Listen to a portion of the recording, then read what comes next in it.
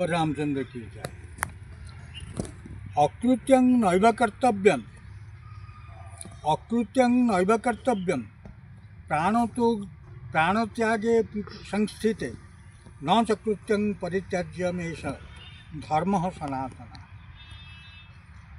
माने सनातन धर्म कौन से विषय गोटे वार्ता नीतिशास्त्र दिखाई से कहुच्छी अकृत्यं नैव कर्तव्यम, जोटा कृत्य नुहे, जोटा कर योग्य नुहे से कम को कदापि कर।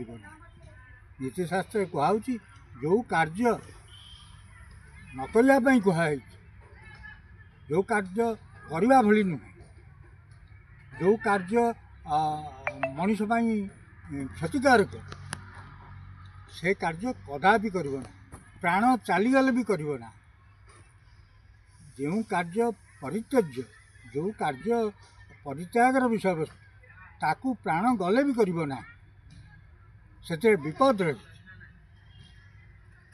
न तो कृत्यं परित्याज्य, जोटा करने योग्य, जोटा निश्चित करने कथा मनुष्य से कार्य मध्य निश्चय करवा उचित।